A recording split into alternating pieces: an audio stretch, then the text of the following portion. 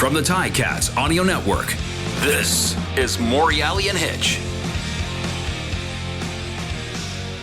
Good morning, Rob. Good morning, Putko. Putko's not speaking. I got a headache today. This is going to be a bad day. You may have to carry the show, which automatically means this might not go well. No. This might not go well at all. I don't even think we should have the show. Ryan Donnelly's on. You already gave it away. We already gave away our special guest. Nobody heard it. Fine. No one's paying attention. He's not special. Not special. Not special. I was looking up. I'll wait till he gets on. But let's start today's show. You're on. It's the Morreale and Hitch show, Ticats Audio Network. We're excited to be here. Ticats played last week. They got a victory. It was ugly, but it was a victory. Yes, and we usually do start with this. And, Bo Levi, first game back, 347 yards passing. It looked so nice, seamless passes, boom, boom, boom. Defense played decent. I think they only had 270 total, but again, I think with the D with that young quarterback in Ottawa, Crum, I think is that Crum. He's a runner, right? So he just knows how to do that. Contain him. They were spying him and all their stuff. Oh, yeah. But it was ugly. But you know what? Who cares? It was 16. Who cares? They won, but then there's some bad news again. At the end, I know. But before we get to the very end with Bo, there was a really good defensive play. Speaking of that defense, a great defensive play with Crum, the Ottawa quarterback, looking to basically win the game, right? They got,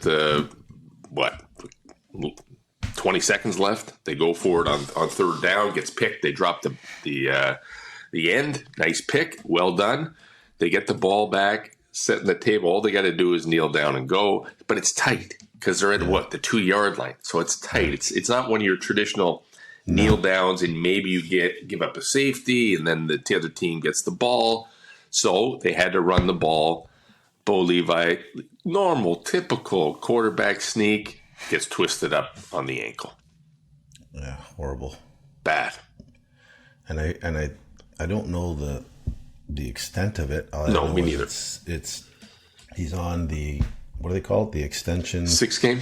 6 game. So, but having said that, I mean, and again, I'm not, we can say whatever we want. I don't know. I heard it was broken. It's probably better if it's broken. Oh, right? Yeah. Probably heals better. Because heals better than your ligaments in your, I don't know what, lower leg, I have no idea. Upper ankle, lower leg, I don't know. We did listen. But what do we have? We were like skin and bones down there, you and I. Oh, my God. Skin and bones. Mine would snap off and you can use it as a tee. But I feel awful for him, I feel awful for the organization, never mind. The hype, bringing him in. And again, the season's not over, Mike. I'm jumping around a little bit, but the season's not over because I'm looking at the East at Toronto at 6-0, right? 6-0. When was the last time you could say the Argos were 6-0? 1936, I think I saw something. And they were playing rugby. Last time. Yeah. They were playing rugby back then. Can you believe it? But what is this? That tells me that there's been so much parity in the league that no team has gone 6-0 in 90 years. That's crazy. Winnipeg didn't do that. Well, they may have. I'm just we're speaking about Toronto specifically, but still. Yeah. But that's a lot of. I would have thought there'd be many teams that started off on a run like that, but I guess not.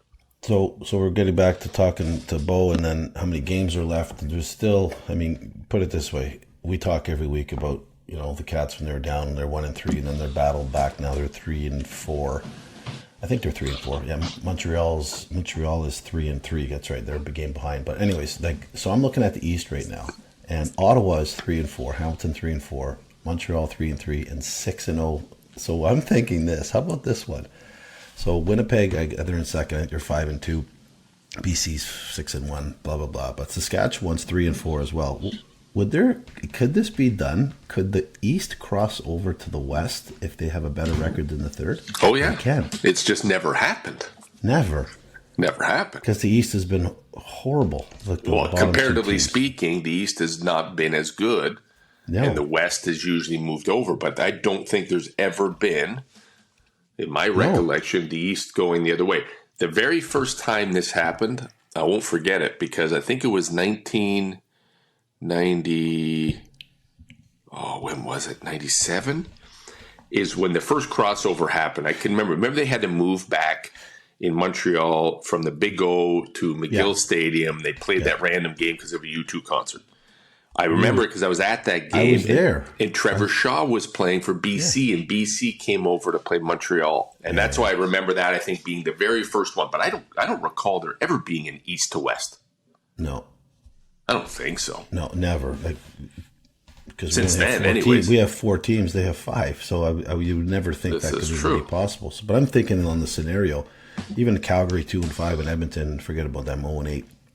But if Saskatchewan and Calgary keep losing games all the time, and our bottom, Ottawa and Hamilton keep winning, there could be a crossover. I know. Right? It's crazy. Anyways, I don't think. Speaking of Edmonton, my God. Jarius Jackson just was promoted to the offensive coordinator. Yeah, well, who else are you going to bring? You can't pay to bring anybody new in, so you just reshuffle the deck of the same coaches. He's got to go. It's bad. They owe him for, I think it's a couple-year contract. I think it's almost a 4-year.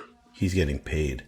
Oh, yeah, he's getting paid. He's got the GM duties and the coach's duties. Yeah, he's getting paid. And I don't know, I told this, I think it was the last show I was talking about it as well. I'm not people talk highly. I don't know him. I'll never, ever talk negative about someone. I just don't like I don't like the way he does interviews. I don't like the way, I know he's a straight up guy and blah, blah, blah. Like, he's not like a straight up Don Southern.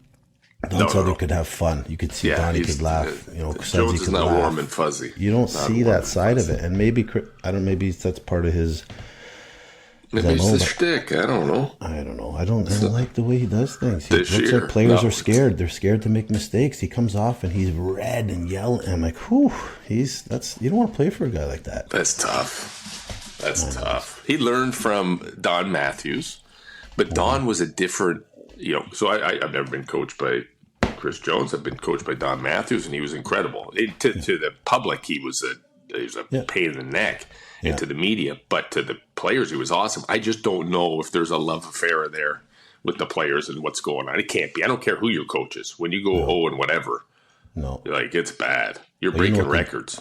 You know what the difference is, Mike, between those two coaches is one has a winning record and always did have a winning record. The other one does not have a winning record in the CFL, right? Don Matthews, wherever he went, won.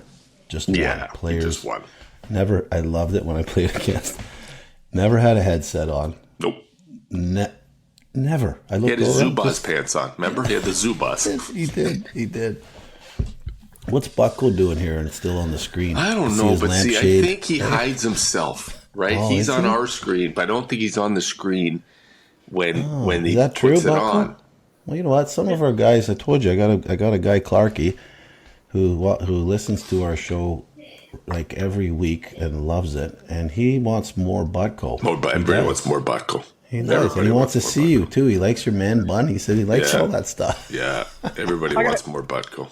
I gotta get my last name in the title of the show before we get somehow you do. Yeah, Beavis and Butko. Yes, you're both people. What's behind you now? What is that? Is that like Nate? Oh. What is that round thing? It looks like a smoke alarm detector that you that's took off his wall. The ceiling. No, it's an air freshener. That's an air freshener. A bigger one than that. What is that going to do? Seriously. For those of you who can't see it, it's about 2 inches by maybe 5 inches. That's a smoke detector that you put beside your bed and use as an ashtray. That's what that is. That would be really effective. Smoke detector as an ashtray. Hey, let's try it out. Yeah, that's horrible. I've been going through old episodes of Morreale and Hitch. How's that been going? Been making clips for YouTube and social media. So have we gotten better or worse? You guys are better broadcasters now. You guys are better at speaking into the mic and not making stupid noises. I would like a raise then. Yeah. For following rules. Yeah. You guys had a lot more to talk about back then. You guys were going off on story after story. Yeah, after no. story. We tone the stories down because now we have guests, and then we want to hear about them, and then we bring them on. And 5 minutes in, I wish we were telling stories again, just like the guests we have today. Yeah, Butko, I do agree. I think the first 15 shows we were talking for 45 minutes, just stories, just the two of us, boom, boom, boom, and no guests. We had no guests back then. No guests. But now we have can't guests. say the same story. Actually, we could say the same story, what we did a year ago to some of our Who's going to remember? No, you have told the same story. Guaranteed. We're going to tell it again, 100%, and it's going to sound different than the first 3 times we told it. Because they were all lies. Yeah, because we don't remember exactly what happened. Yeah, exactly. So we just kind of think this happened. Well, we know you have a yellow lampshade that's like smoked dark dots. What is happening to that? Like, I'm just... Well, what do you expect when it's right beside my smoke detector ashtray? Seriously. It's not so we heard from our boss, our producer, our Butko's boss. Butko's boss. Nobody owns us. Nobody. No, Butko's boss, not our boss. Yeah. That last week's show with Matt Dunnigan on was like probably one of the better ones we've ever done. That's what he said. And I thought it was because we didn't have a lot of the we had 1 or 2 good stories, but it was more of with his dad or my dad, and it was just a lot of good content. I think that's what the word was. But I thought it was we could talk to Maddie for another 2 hours. I was I felt the same way. It wasn't the same silly whatever, but like when Matt started talking about, like initially about his dad, it was like he opened up from beginning. Yeah. And then it was a really good conversation. And I had, Ronnie's daughter, Lana. She writes me regularly, says to say hi to you. It just was the same thing. Like at a ball, they listened. Her and Larry listened to all the episodes, and that was her favorite one. I think because it was real. Yeah, you know what I mean. It was real, and he is a good face on TSN. He's a star. We couldn't go into some of the stuff. But he did live with he was at my brother John's for probably 4 months of that season. My brother John would just say, you know what, Maddie, when you come to my house to get away from, because he was staying at the Sheridan Hotel. Yeah. Johnny just said, listen, you can, my door is open to you anytime you want. He was there all the time. He went every time, and John just said, I got one rule, just don't come empty-handed if you're going to have beer, and bring your food, and that's it. Johnny, telling Matt Dunnigan, you can come to my house, just bring food and booze. And you know what? It was real. He did. I know. So anyways, that was good. He had I guess he had a little safe haven spot to go to. My brother lived just off of Selkirk at the traffic circle there I remember. He went. He was there for a couple months and just go in the basement and watch TV. That was after he got hurt, right? After he got hurt. Yeah, that's right. So that was kind of his safe place. My brother still talks about it, Johnny. Oh, guarantee he does. Guarantee. He does. To all his boys, imagine the stories amongst his boys. He's telling, he loves it. Yeah, loves it. He loves it. Bucko, what do you want? You're chiming in. We've got today's guest. He's ready. Boy. He's ready to go. Well, I can't even. I don't even know what this is. What do we do? Just say his name. We're not introducing him. Just I don't even know. I went on Wikipedia and it said look somewhere else under his name. So, without further ado and very little fanfare, one of our favorite teammates, Mr. Ryan Donnelly, come join us. Ryan, where are you, buddy? Butko. Look at this guy. Look at what a beautiful coif of hair, parted nicely. Yes. You're looking. What is that? What is that hanging in the background? Is that some of the sex toy, Donnelly? Yeah, that is the sex toy. The chair. The bench press I don't use anymore. Yeah, that's all the stuff. Deadlifts here, my kids use, and I don't. No. And a bike, I don't. I don't know if I could bench what's on the bar right now, but it looks good. That's just the bar. There's nothing on the bar. That's what I'm saying. I'm not sure I can do that right now. So listen, let's talk. Everybody, we've got everybody, meaning hardly anyone. Yeah. We have with us Ryan Donnelly. Ryan, longtime Ticat, and I totally forgot you went to the Bombers after for like a year or two. It was 3, 09 to 11. We will get lots of stuff wrong here, and I hope you understand, because we weren't paying attention, Rob and I, for all the time that we likely played together. No. Yeah, well, they told me, I was like, what do we any topics? They're like, no, it's just in their heads. I was like, wow, you're guys, Not a lot. This is going on. So basically, it's whatever they think of it on the. Yeah, it's been successful. Well, at least we think. Yeah, we're still on. They still bring us back every week for some reason. Yeah. So Ryan, Rob, please. So before we get into everything, what are you doing now besides bringing 3 ringers into the Ticat alumni tournament, winning every year, and you love winning. Like you got 2 guys that are coming in that are better than scratch golfers coming in. This is every year. And Brian, what were you guys on -18? What were you guys on? We were -4. It's not how good of a golfer you are in a 4 and a scramble. It's how good the guys you bring. So I joined a golf league, and these are high school buddies. Nice. But I'll give you a funny story. We were golfing in the Argo alumni tournament, and so I'm like, we're not doing well in this one. We got Pete Diakowski, not good. Not happening. Ray Marius, decent golfer. Ray and I are probably the same. We'll hit one at every 4. Yeah. And then we got Mike Morreale. We're like, oh, man. Well, we're going to have a lot of fun. We're going to drink a lot of beers. Well, it starts to drizzle. It drizzled. It drizzled. So on the way to Georgetown, I get a text. Yeah, man. Mike was like, I don't think I can do it. It was drizzling, Rob. My hair in the rain. I can't do it. So we get there. I make the call to the scratch guy. I'm like, right, we need you. He's like, I'm there. Shows up right at the, comes in hot, and we just blow it out of the water. Pete, we used 0 of your shots. Perfect. 0.0 Pete shots, but he had a great time. And Ray and I a couple, but man, he was on point. So and I helped you, is what you're saying. Yes. I helped you win. Well, we talked to Prefontaine, and he's like, you guys realize if you had Morreale, you would suck. I would suck, and Pre would have taken money from me, guaranteed. Oh, it's happened for years. He was telling me that you were on a hole. He's like, I was golfing with Mike, and he shoots like a hole-in-one. Yep.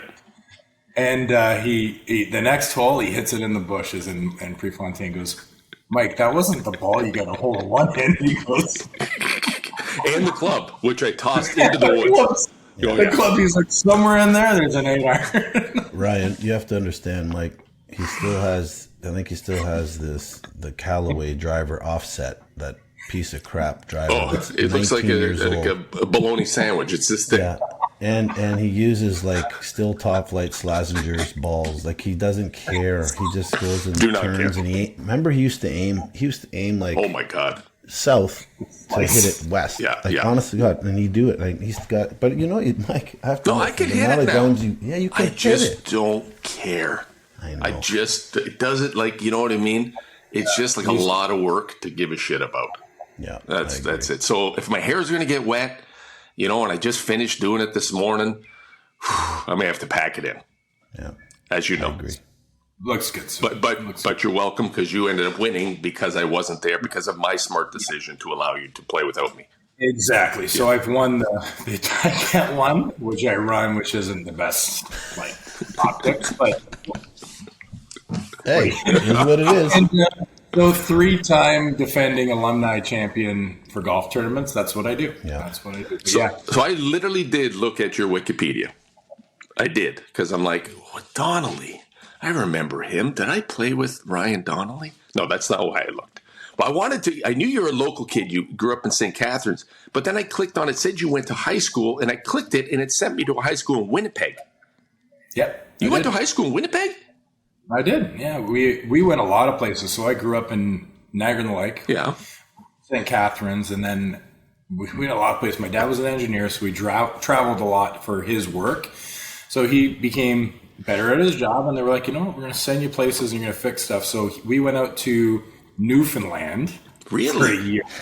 Yeah, we were there for a year. My brother was born there. I was about 2-3. It's almost like we came back to Niagara-on-the-Lake. We came back to Niagara-on-the-Lake. I did kindergarten, and I think we went to Winnipeg next. No, we went to India. We went to the Himalayas. Yeah, we were in India for 4 years. Top of a Himalaya, like literally clouds in my living room every single morning. Like, what was he fixing? Yeah, what was he fixing? It was dams and electricity, and they were getting more to the whole grid up there. So New Delhi was just, we go there, it's like a metropolis. It's beautiful. But in the Himalaya, we were in a town called Dalhousie, went to a school with nuns. Used to... That explains it. From the nuns in 1985, it was pretty rigorous. I remember spelling things wrong and getting the ruler across my hands, and I still have scars from getting whacked. I'm like, I'm just a spelling mistake. But we were there for 4 years. We came back to Niagara-on-the-Lake, and they were like, you know what? We have a great job opportunity in Winnipeg. Until grade 10, I went out there, never played a lick of football, came back, and I was playing volleyball in grade 11. Really? Went to Niagara-on-the-Lake, never played football, never played hockey, never played lacrosse. And I remember the guys. I still to this day, remember being a really good volleyball player playing in Winnipeg, coming over, and I remember the guys just like you two, like coming through, like doing this stuff at me during the gym, just in my face. You guys. Yeah, like you guys. Like they would Rob and Mike me, like, hey, nice serve. Like really good bump. And the whole team would walk by in the gym, coming outside and go by the court, and every single dude. Yeah. So, I said, like... The instigators. Yeah, okay, guys. Grade 12, I was like, I'd like to play. And I went out there, and I just... Awesome. Crushed. Yeah, and I remember breaking a kid's arm one time. Like, I was a skinny little kid, but I was just aggressive. And they're like, okay, linebacker, tight end. And that was all she wrote. I went to Greg Marshall's office in McMaster. I was like, I'd like to play. Oh, so you didn't even get recruited. You kind of went to him. I just walked in his office with my dad, and I was like, hey, I'd like to play. He goes to me, and I remember this. He goes, well, my dad's like sitting right beside me. You got a good frame. And it was like 6'6", 200.0 pounds. He goes, Greg, he 100% remembers this. Like, well, it's a good frame. And then I just went in, and it was a receiver, and then he's like, you suck at running, and then he made the tight end. He's like, well, that's okay. And then he made a left tackle first year. Where do you think, if you didn't stick at left tackle, what literally was the next position for you to try? Would have been like kicker? No.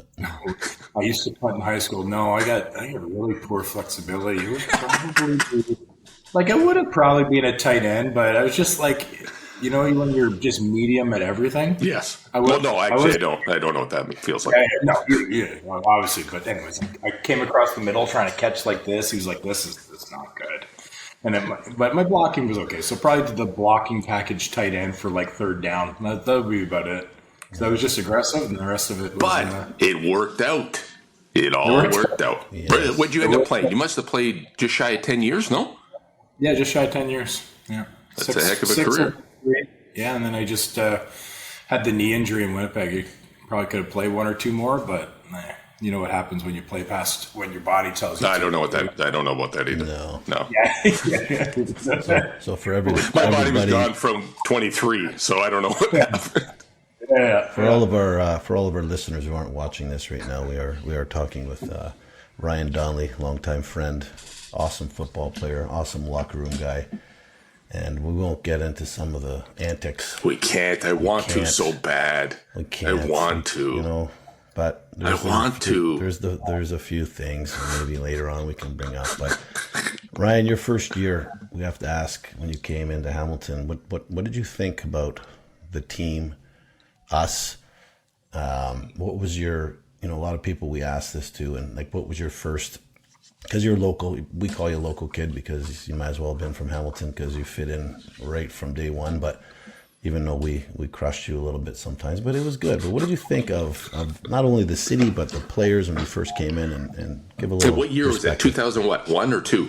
Can't remember. 2001 was Brock University training camp. Yeah. I had a lot of respect for all the guys who were, obviously watching them, going to all the games, playing at Max, so I was a local guy. But... it was you were like a little bit in awe. It was like Dan McManus. I remember my first one-on-one going against Joe Montford. Oh. Yeah, Crim. like a side story, Krim Grant is the first over, or our first pick. Yeah. Maybe third overall, something like that. And I remember Krim, I was just owning him. And he was coming off the edge in one-on-ones, and I was just like, ha-ha! And I felt really good. I was like, I'm making this team. And Big Swole, I'm playing left tackle, and he comes up and he goes to Krim for his second one-on-one. Son. He goes, and I was like, I couldn't believe it was Joe Marver. I was like, frick, man. And it probably was just me and like a little bit starstruck from Joe. And I was just like, I touched him with this. He spun, and I punched. I remember I probably closed my eyes because I thought he was coming at me. And I told Joe this when he went into the Wall of Honor. I was like, I touched you with my pinky finger.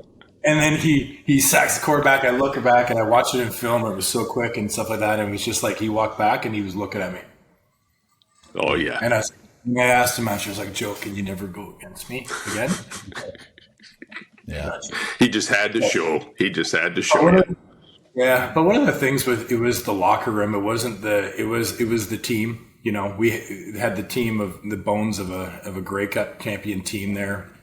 Had like the Fluties, had the McManuses, we had Greg at receiver, it had all the bones of a champion, but it was the locker room in there. It was, and Mike, you said this one time, and it was like my first year, it was 2002. You don't know this, but we went down to the MAC football camp together. And when we walked in the MAC football camp, we did our things. And then after, they were like, okay, Mike Morreale's going to talk. And I was like, okay, here we go. And it didn't click into me how true what you said was, but it stuck with me. And I tell it to all the kids when I teach camps. I was like, you said, you're going to win, you're going to lose, you're going to have fun, you're going to go apart, but it's the locker room that you're going to remember. And it just talked about the guys and talked about the Hitchcocks and talked about going out and talked about this kind of things. Didn't tell the stories because thank God you earn those to know those, but you don't realize when you're playing how important the cohesiveness, the beers in the parking lot, the Buffalo Club, the Cardinal, all the things that people don't know. Yeah, that was the best part. Teams don't have as much fun anymore. I know. Like they really don't. But it is more of a business now, and it needs to be. It's getting to be that point. But we had a lot of fun, but we also did what we needed to do on the field. And I just learned how that cohesiveness. I came in, I was really shy. You guys know I wasn't really talking to too many people. I kept to myself. But then when Marwan comes in, everything changes. But that was the biggest thing, is like just the practical jokes, the comedy, the cohesiveness, the going on flights, like all that kind of stuff. That was the biggest takeaway I got, is you build a team in the locker room with really great guys, and you expect them to monitor what happens on the field. And little general, he kept us in line on the field, but he really trusted us, and it was a pretty solid atmosphere. I think you guys would agree. I can't remember. It's been a long time ago, but I can't remember if it was 2000, year after we won the cup, or in 2001 when we were in Winnipeg in the playoffs, and Danny, we went for it on third down, and he did a sneak. And it was on. We had Dwayne Ford on the sidelines. That was 2001, wasn't it? Yeah, and we had a shot. Like I thought that team, right? That team was. I still to this day that haunts me. That whole thing. Oh, like I love Danny. My God, love him to death, but. Come on, like Danny didn't want to sneak the ball. Sneak, yeah. He didn't want to do any of that. I think we went 3 times. He snuck it. Oh, Brian, that play still haunts me. It kills me. We were going to we could have went again. Could have. I think Mac was playing. They played. That's right. The day before, when we were warming up, and that's when we saw the Manitoba guys run out, who looked like they were 35 years old. Oh yeah, Scott Coe and all them. I'm like, what the hell? I was playing. So I got released that year in 2001 to go back for my last year. I was watching that game. Yeah. I was right there. And I remember playing against Manitoba and make the joke like we were all 19. I was like 19 as 8, whatever. And I look on the sidelines and the game, and these guys got full beards and stuff like that. And I look on the sidelines, like, go dad. And I'm like, what's the rules? What's the rule? I'm familiar here. And we're playing against these guys and stuff like that. But I remember playing. I was right against Israel and Donnelly. That whole game. Yeah, he was always played. I was like left guard. I'm like, can you play field switch? Isn't he the UFC fighter now? Oh no, that's the other guy. Messiah. He was the Bears for a while, but yeah, really good player.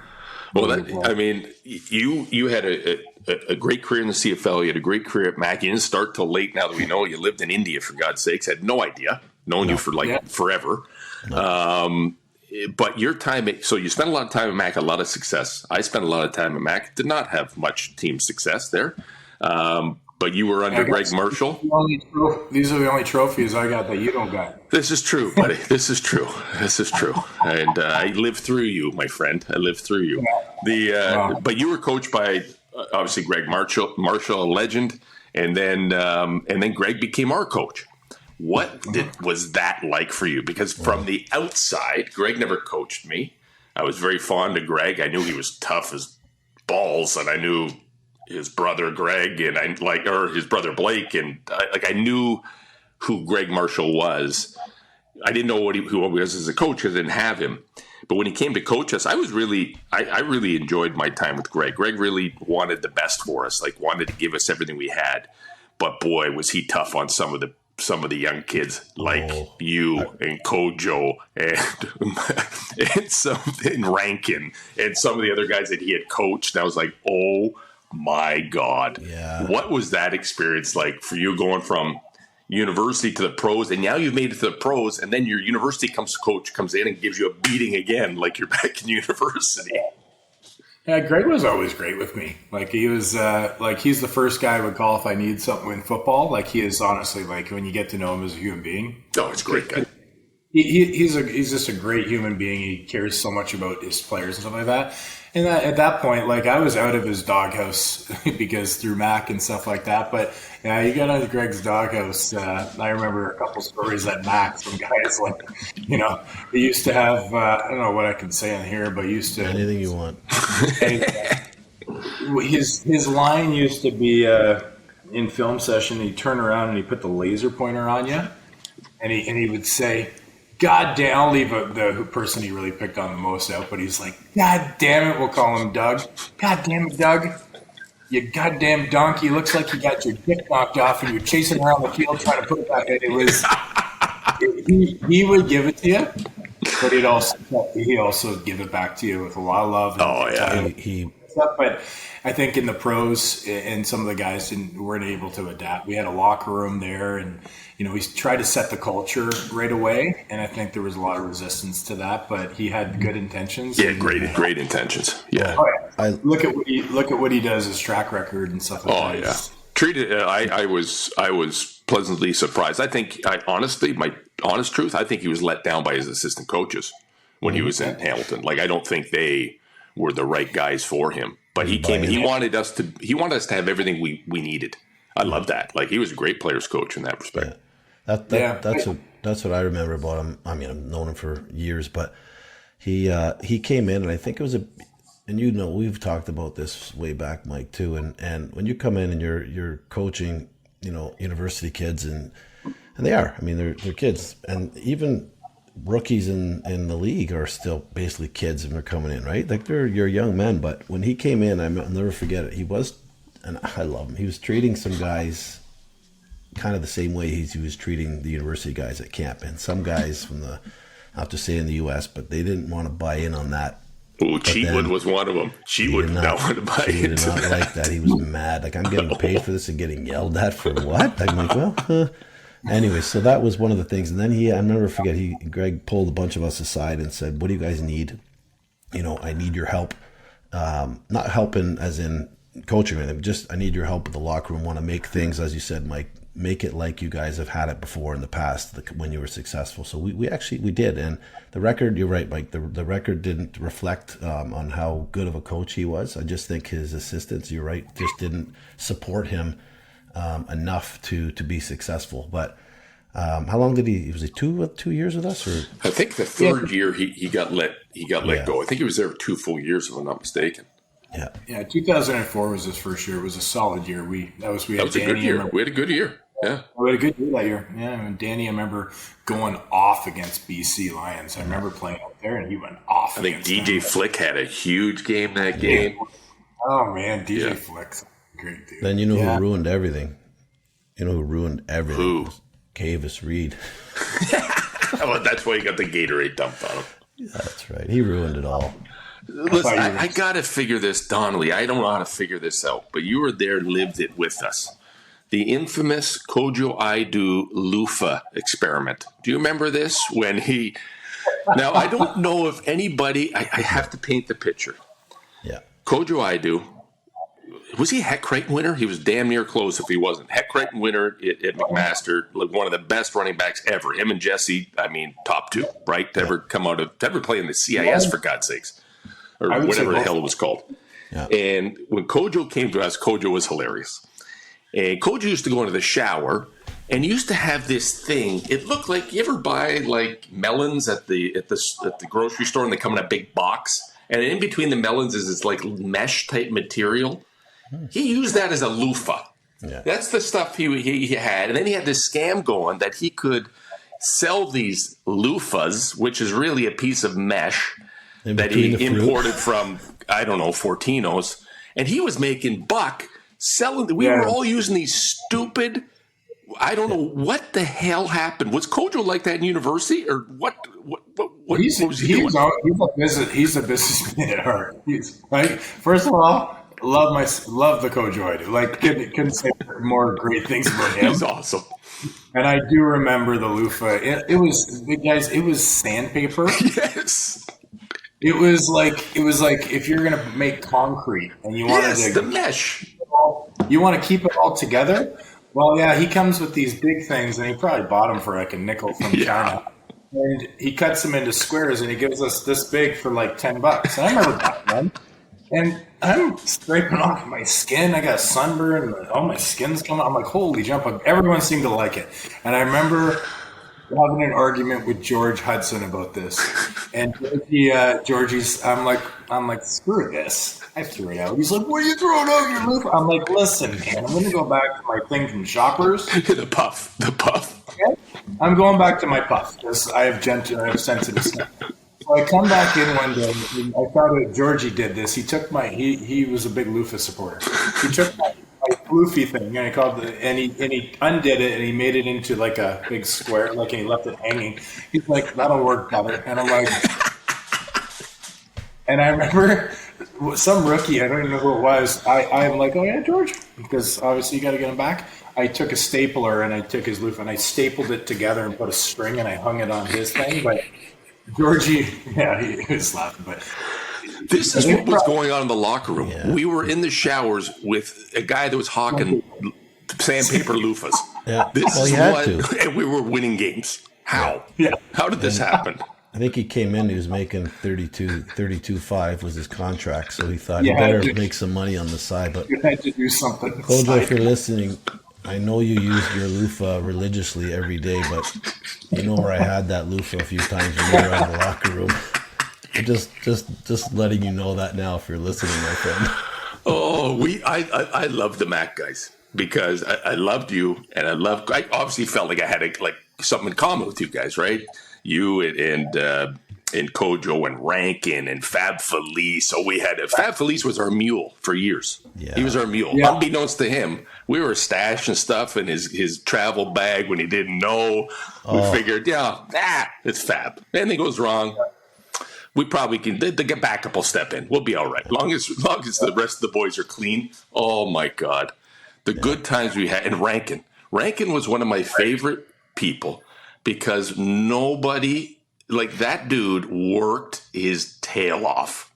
Tail off. Never, jump, dive everywhere, flip here, do this, do that. He just loved every minute of it. And those are fun times, man. That was for me at that point, coming back in, would have been 04 through to 07. That was my second go around. And when I left Hamilton the first time, I was like, it was not good. So coming back was a little bit nervous. I had a blast. That rejuvenated my whole career and everything. It was awesome. I'll show you a funny story. Like, number one, I still hang out with Rankin. Awesome dude. Like, oh, yeah. He's like, if you could take a snapshot of Rankin in high school and university and today, the same. It's the same person and the same great dude. And he got your back. You could tell Rankin, hey, go run into the wedge. Okay. Yeah, 100%. Hey, Rankin, go try kicking. You got it. Always great. All teammate. in a baby gap shirt. Everything in a baby gap shirt. I'll tell you a funny story of Fabio. And Fabio and I played and Mac, he was left tackle. Yes. I was. Have you seen Fabio lately? Is the question number one. Yeah, he looks like an underwear model now. Yes. Yeah. He's Yeah, he got inducted to the McMaster Hall of Fame in 2015. So I went down there, and he's wearing this like press shirt. It's all like, silk, and everyone's just like, "Geez, got a shaved head. Looks like $1 million." Like $1 million bucks. Yeah, he looks great. But the first he was drafted in maybe, was it 3 or 4 or whatever he got drafted. Marshall, I think, drafted him. So he came in, and you remember Troy Davis. Oh, gotcha. Well, Troy always wanted to sit beside me and film because we used to just not really pay attention. I used to make Troy laugh all the time. He just laughed like this. Oh, I know, with his gold teeth. So he comes in and Troy goes, "Where you want to sit?" And I'm like, "Oh, let's sit beside Fabio." And he looks at him. He goes, "I ain't sitting beside no coach." I swear to you. I'm like, no, man. He's 19. We just drafted him. Like, Troy Davis. Oh. Yeah, Fab didn't. He aged reverse. He had reverse aging. Yes. Like 30, and he's 40, but yeah, he was. Oh. Fab was the type of guy that I call him, he's all committed.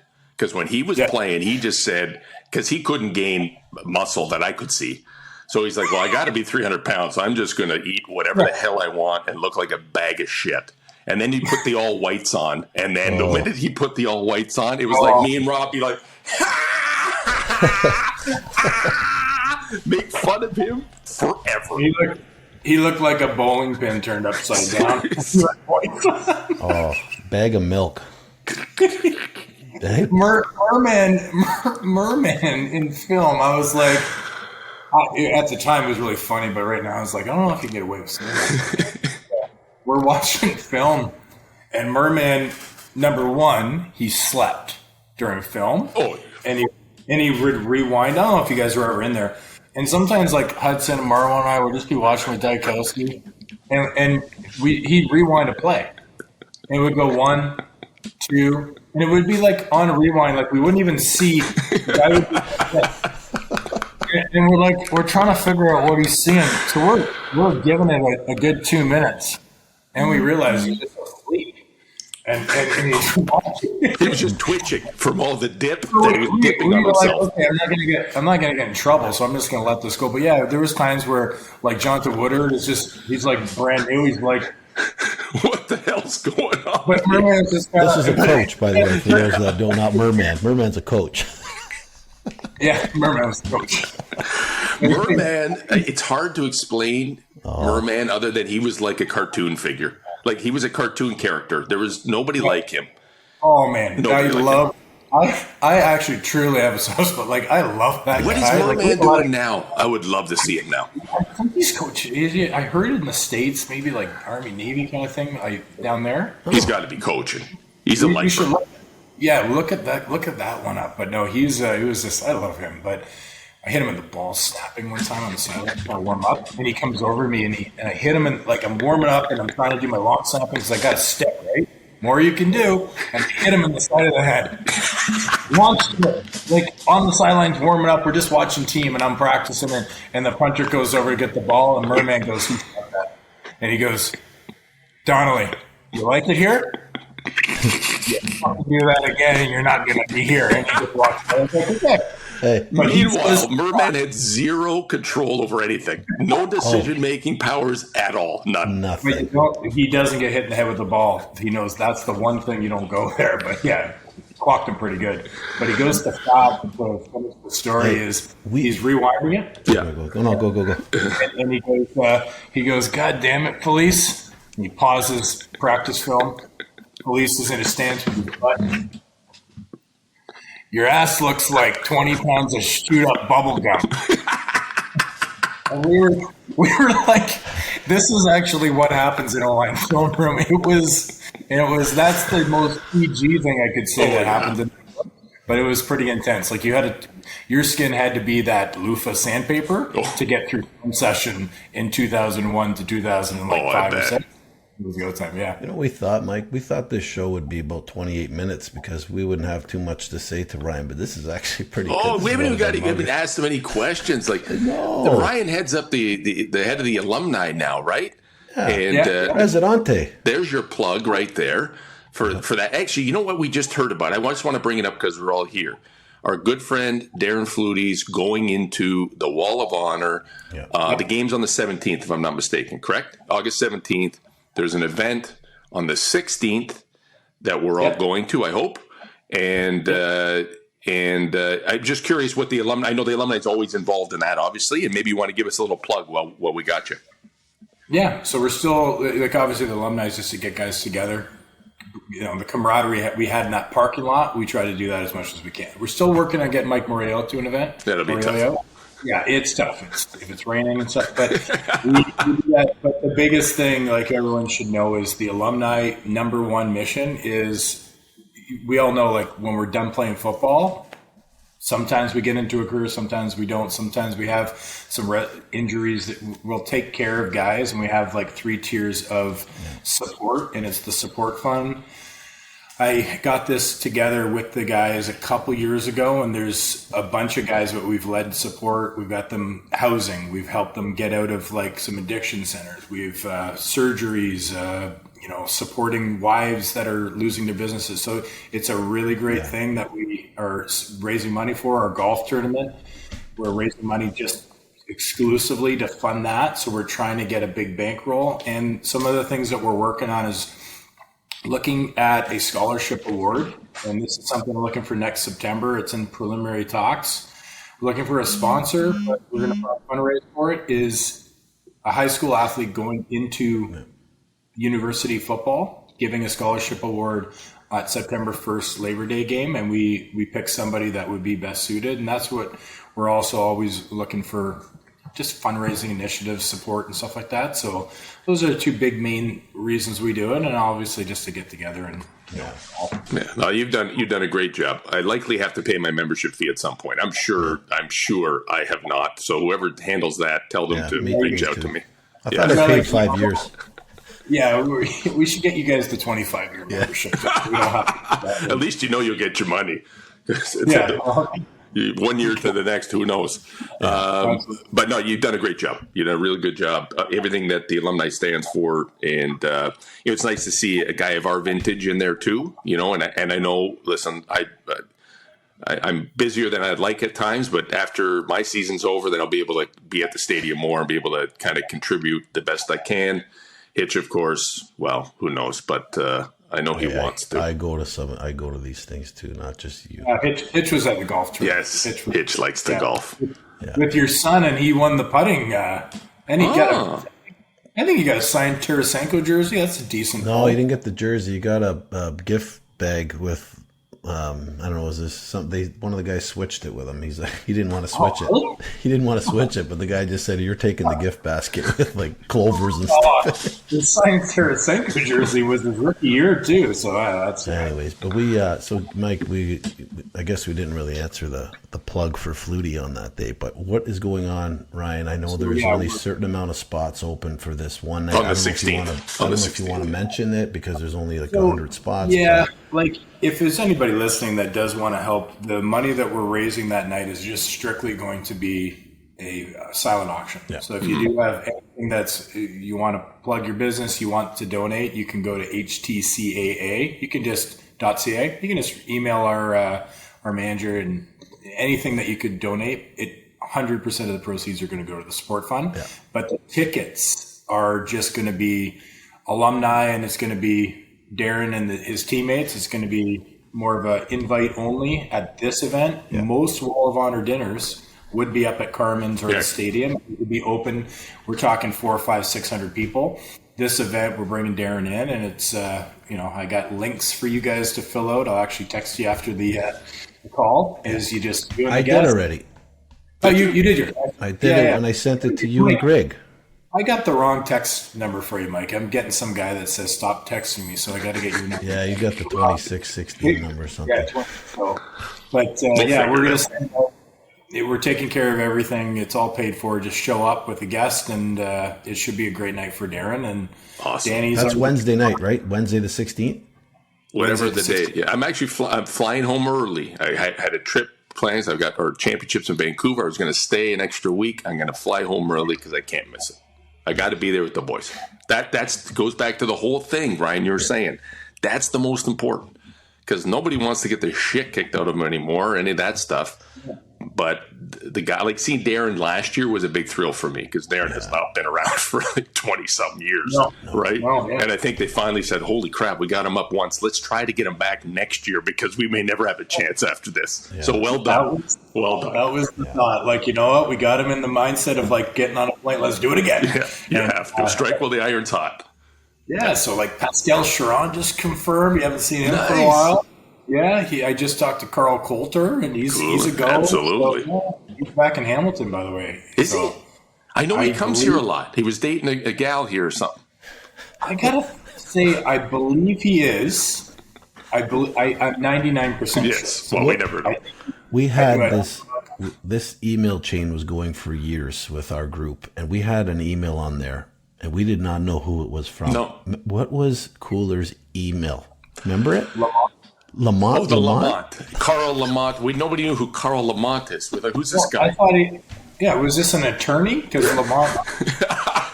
It's like Coolers. Yeah, I'm Carl Lamont. Well, why? Because I just decided to change the name. I said, oh, are you still Coulter? Yeah, I'm still Coulter, but I'm going by Lamont on the email. Oh, my God. Yeah, you got to hide, from the feds. You got to hide from the feds. Yeah. That's what happens. Well, listen, we could do this for a lot longer. I can't believe we've gone this far. I know. This is great. We'll have to do it again. Ryan, you're doing a great job, bud. It's great seeing you again. We'll see you on the 16th for sure.